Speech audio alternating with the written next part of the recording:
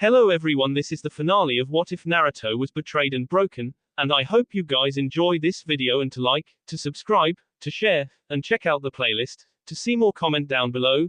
Now let's start the intro. They call me a god.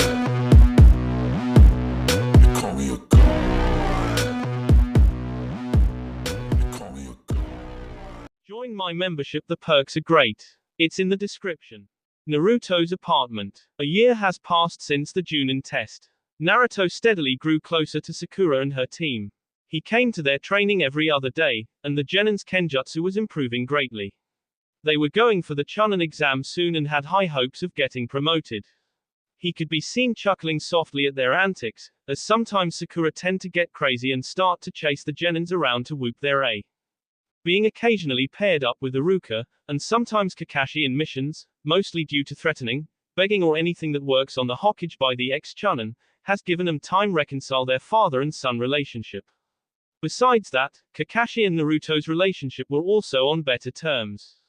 The rest of Konoha 12 were more or less considered friends and they frequently have sparring matches or training together, mostly because of their insistence. Well, Naruto could have declined, but he did come to all their planned meetings, meaning he has regarded them as close friends given Ino's analysis on his new behavior. Ironically, he's closer to Neji compared to anyone else, except for Sakura. He started calling them by the given names instead of their family names, as he was pestered to do so, saying it isn't fair that Sakura and Neji got the privilege.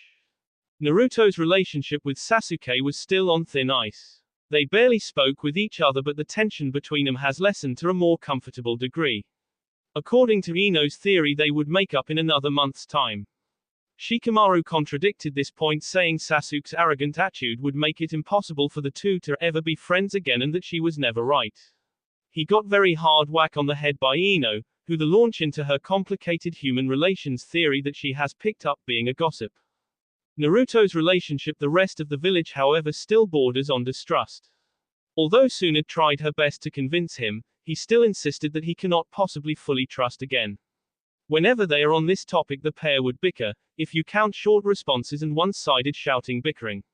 She was glad that he opened up fine with Jiraiya and was once again the Senin's apprentice, whenever he came back from his trips outside of Konoha. Sakura was now on Naruto's doorstep, shifting uncomfortable, debating whether she should tell him her feelings. Yes, she finally realized she had feelings for her blonde ex-teammate, courtesy of Ino and Tenten, with some help from Hinata, though it took them very long to convince her of that. Here she was hoping against hope that the girls were right about him being in love with her too. How they knew that was a mystery. He's still stoic as ever, though he spoke more now and sometimes tend to smile or laugh softly, basically showing emotions but not strongly. According to them, he speaks and laughs more around her compared to other people except for Kenji, Iruka and Neji, of course. Sizzling could be heard, and a waft of delicious aroma drifted from the kitchen. Naruto was busy cooking when he heard knocking on his door. Thinking it was Kenji, Naruto complained. Forgot his key again, when will he remember stuff like that and be less clumsy? Coming, he half shouted as he off the gas stove and stepped out of the kitchen still wearing an apron. On the other side of the door, however, a very nervous Sakura was fidgeting, her mind a mess with rambling thoughts. Damn, I shouldn't have come, Stop saying excretion over and over again, dumb girl. You're calling yourself dumb, stupid. And you're calling yourself stupid. Stop arguing with me, damn it. Oh damn, I hope I can say what I came here to say. You practiced at home, it'll be okay. What if he still doesn't feel that way? What if he rejects me? He seems to have opened up a little since he came back. But hanging around you guys does that. I admit he talks a tad bit more around you, but it doesn't mean he's in love with you. Inner Sakura sneered. Stop. She froze when the door opened and she was staring at Naruto's N. He's tall, that was her first and only coherent thought. The rest of her collected thoughts flew out the window. She tried desperately to catch on to some of her practiced speech, but it was to no avail. Oh, it's you, Sakura-san. I thought it was Kenji. Come in, he said and stepped aside, waiting for her to come in.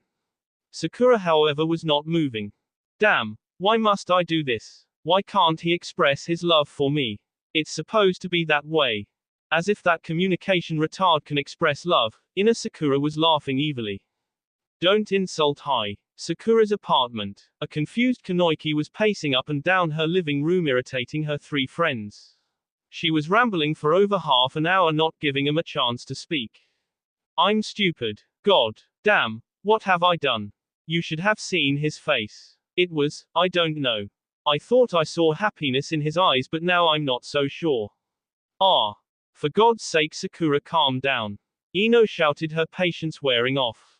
Yeah. Can you explain properly what happened? I do not understand the story with all your swearing in between. Hinata said calmly. Come on, sit down. Then tell us what happened. Ten said as she steered Sakura and sat her down. In chronological order, she added as an afterthought. Come on, take deep breath. Ino said, rubbing circles on her back. I was standing in his front door, and after a while I finally knocked. Then I sort of was not paying attention. Suddenly I found myself in front of him, and then I just did nothing. Yeah. Oh, how did it feel like? Ino asked slyly. Ino, I don't think now is the time to ask that kind of questions. Hinata interjected before Sakura. Okay, fine. So, what did he do? Quickly change her question. Nothing. I don't know. Kenji, the pink-haired girl said, sending her a look. Oh. The weapon mistress said, flustered at her violent gesture, quickly putting away the weapons. Well, after the interruption, what happened? Ino asked eagerly. I ran away before he could say or do anything, she squeaked, knowing Ino would have an outburst. And she did? What the? Why did you do that? Now it was Ino's turn to pace up and down, rambling at her friend's stupidity. Naruto's apartment. Naruto got up slowly, as if contemplating whether he should chase after Sakura. He decided against it and started to push the table back in place. Otu-chan. Kenji's voice rang out, breaking the silence. I'm sorry, I didn't know that. We're not together, Kenji. I didn't know why she did that. He said, his voice unnaturally emotionless.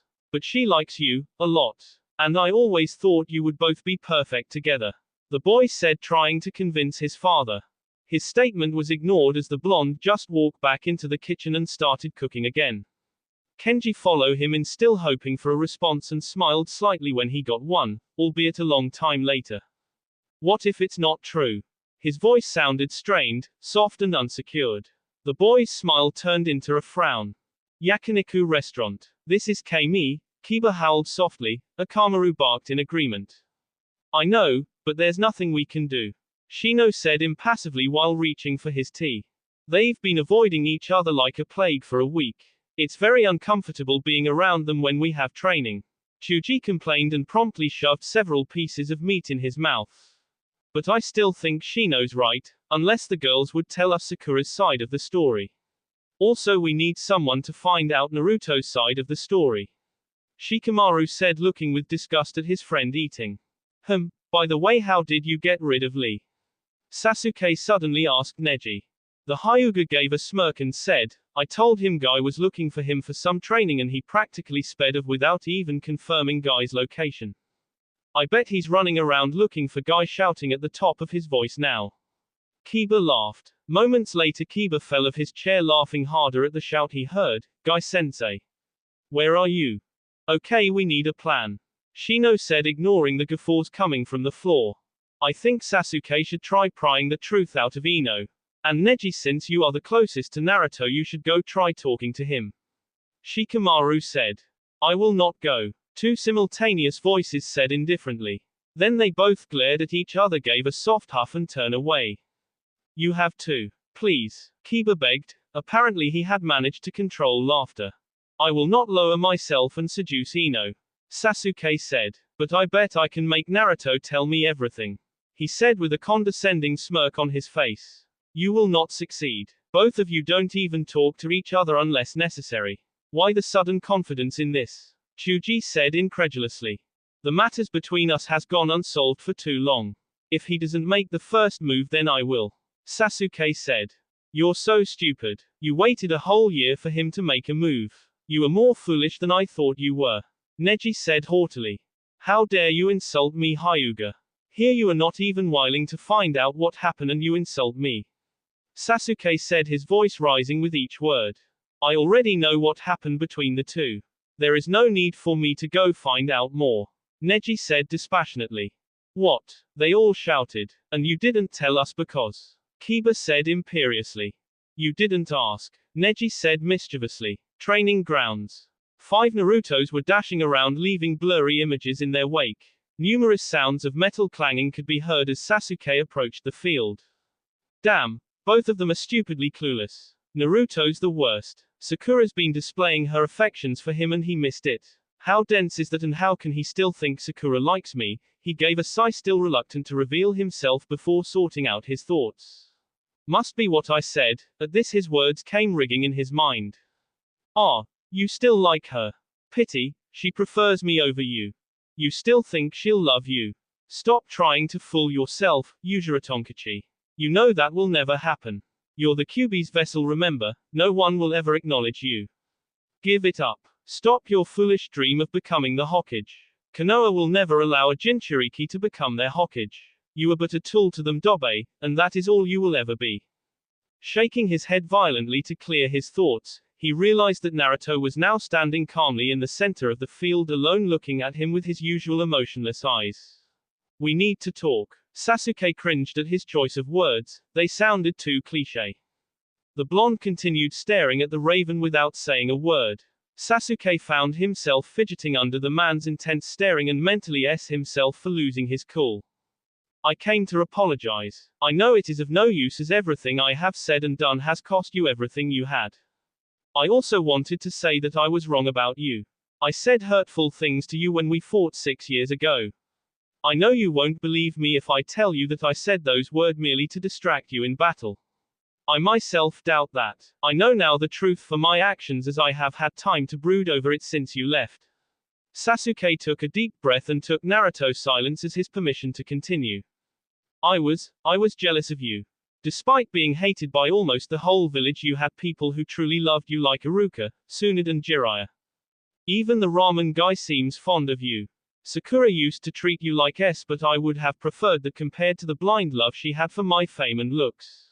After 3 years, she's even close to you. And I resent that. I wanted people to love me for who I am, not because I'm some tragic survivor of some god-forsaken clan. And I realized that you are that person the moment you stopped breathing. And when I realized what I had done, I truly regretted what I did, and I just wanted you to know that, even if you don't want to forgive me. He really wanted to walk away now, but he had something he needed to say. Sakura loves you, not me. I could tell. She really, really loves you. I know you don't trust easily, but trust me on this. Do not doubt her. Glad that he had finally done his job, he turned around and walked away. You're forgiven, team. The Uchiha froze at those words. He turned around slowly, hesitating, and then he walked up to Naruto and gave him a hug. The burden on his heart finally lifted when the blonde hugged him back. He whispered, "Thank you, Dobe.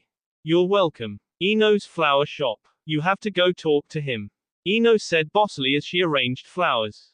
"I can't, I'm afraid. He's been avoiding me, Ino," Sakura said dejectedly. "Don't be me, Sakura. You've been avoiding him too," the blonde said scathingly. "It's just, he hasn't forgiven me yet, not properly. And I'm not sure if he'll ever do that. I hurt him, Ino," the pink-haired girl said, her head still buried in her hands. "What do you mean forgive you? Forgive him? Why does he need to forgive you? Forgive him?" Ino said, confused by her friend's confession. "It's not that. Oh my god, I didn't tell anyone, and the only person who knows is Kakashi-sensei and Naruto," the medic nin said imploringly. "You better tell me what's this all about," Ino demanded seriously. And so Sakura told Ino her version of what happened 6 years ago when they confronted Sasuke before Naruto's exile, and also how she felt at that time. "So that's why you went hysterical when he disappeared without saying goodbye," Ino said distractedly, still absorbing the new revelation of Sakura troubles.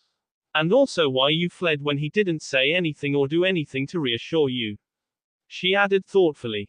"Sakura." Both Kunoichi look up when someone spoke suddenly, snapping them out of their reverie. Hi Naruto," Sakura said nervously, trying hard not to look at him. "Don't," she half shouted, she then added with a softer tone. "Please don't apologize to me. I love you," to Naruto. The couple broke apart hastily and started blushing furiously, not daring to look at Ino. Naruto, you better take good care of Sakura or you'll pay. She snapped at Naruto, who was nodding furiously at the kanoishi. Sakura gave a soft laugh and practically swallowed her own tongue when Ino said, and you, if I find out you've hurt him in any way you'll also pay. Now both of you will go someplace, have dinner and then go home and have s. Ino said while pushing them out of her shop. Ino, Sakura shouted, her face blushing. Go on, she smiled at them. Bye. Have a nice date, she added to their retreating back before heading back into her shop with a wide grin on her face. Hokage's office. Your seal reinforcement, is it advisable to remove it? Tsunade said, trying to sound offhanded and failing to do so. She was nervous about confronting Naruto with this issue, since she couldn't stand it if she started spouting nonsense about, quote, Kyuubi can no longer control me. Isn't that what Konoha wants? Okay, maybe it wasn't nonsense, but she just didn't like it when he says that. Why would I want to do that? Naruto asked incredulously. The Godine cringed visibly at this question. We want you to have your memories back. Jiraiya answered. Thank God Jiraiya answered for me, Tsunade sighed inwardly. I have them secure and unable to mess with my thoughts. He retorted coolly, looking away from the Sanins. You said you don't remember them. Jiraiya said, frowning at his apprentice. I lied, partially. I remember them vaguely. It becomes clearer whenever I feel those emotions again. Naruto said, still not meeting their eyes. So you, being all emotionless, are just trying to secure the bonding. The female Sannin prodded. In short, yes, was the short reply. What do you mean by that? Tsunade eyed Naruto suspiciously. It's motivation to not feel. He answered curtly. So if you remove it you could freely feel again. Jiraiya changed the subject quickly, not wanting to argue about trusting Konoha and stuff again. It'll remove itself once I start to freely feel. Naruto said passively. So it's no longer there. The Hokage said happily. It's still there. It takes time for it to dissipate. The blonde said with a sigh. Oh, the two Sannin chorused. That is why I want to leave. If the reinforcement fails, then the Kyuubi's aura will once again reign and it will cause panic. Then Konoha will no doubt want to exile me again, or maybe me. Naruto tried explaining. If we explain the condition to them, then that will not happen. Tsunade said confidently. You cannot be sure that will happen. I do not want to take chances. The blonde argued. How strong is the aura? The Sennin interjected. Strong enough for the shinobis to start panicking. Naruto said tonelessly. We'll just have to give it a chance because I refuse to let you leave. Tsunade said, smiling at the blonde's shocked expression, dismissing him with a wave. Sakura's apartment. Can you stop fidgeting, Kenji? You're making him nervous. Sakura said, glaring at Kenji, casting a worried glance at Naruto, who was sitting by the window.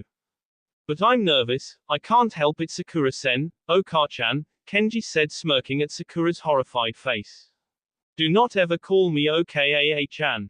I'm not that old, she shouted and started chasing the boy, both of them jumping over furniture. Kenji was giggling happily, chanting, Oka-chan, and Sakura looked like a banshee screaming obscenities at the boy. Shut up. Naruto's stern voice echoed strongly. They're here. I have to go now. Kenji, behave and don't destroy anything. Come on, Sakura, he added when a knock on the door resounded softly. He strode up calmly, opened the door and greeted the guest. Gaara, I'm sorry that you have been summoned here for some crazy scheme the Hokage is about to unleash. I ask of you to be patient with it. All he got in response was stares from both Kankuro and Temari, but if you observe properly, Gaara did raise his eyebrows in question, only you couldn't see it because he has none. That is the longest sentence I have ever heard from you since, Kankuro finally said. Yeah, Temari agreed enthusiastically and moved forward to hug her adopted little brother. Well, things change. Let's go, we have a meeting to hurry to, the blonde said with a small smile. I'm glad, Naruto. Perhaps a spar later. Gaara gave an almost non-existent smile. Sure. Streets of Konoha. God damn it. Where are they? Sakura shouted, halting to stop a fellow shinobi. Did you see Uzumaki and the Kazekage? She frantically asked. Yes, when I passed the training grounds. They're at number 25, I think. Thank you, she said breathlessly and sped off to find Temari, who should be around looking for them as well. She spotted her talking to a vendor and shouted, Temari. I know where they are. Temari promptly followed the pink-haired girl in search of the brothers, cursing and swearing all the way, promising ways to tee them when they are found. A few minutes later, they came into view of the spar Naruto and Gaara were having. Not again. Should we stop them? Sakura groaned. If you want to get in range for the final attack and probably yes, then yes you should try to stop them. Temari said, gritting her teeth. Just as the words came out of Temari's mouth, the two Yachiurikis managed to finish the spar with a loud explosion, most probably due to explosive notes or maybe because of the clashing of two great powers. As usual, the smoke and dirt cleared and the two boys were rolling around with laughter. The two Kunoiki's temper rose and both were yanked to their feet, injuries ignored, as they demanded answers. I've had enough. Why the hell do you always laugh like some 5-year-old kid after the spar? Temari roared at her brothers, causing them to laugh even harder. Sakura blinked and a realization hit her like a ton of rocks. You both were laughing because you think it is fun to make us fret about the both you, isn't it? She said, her voice dripping with V. Both Jinchurikis pause a moment, regarding them carefully before deciding to compose themselves and try to pry their hands off their shoulders, survival instinct acting furiously. Both Kunoiki gave a snarl and the sparring continued. This time the girls were beating the hell out of the boys. Therefore it is only fitting that the four of them ended up in the hospital. That will be all for this video. Be sure to like, subscribe, share, and comment down below for more videos. Goodbye.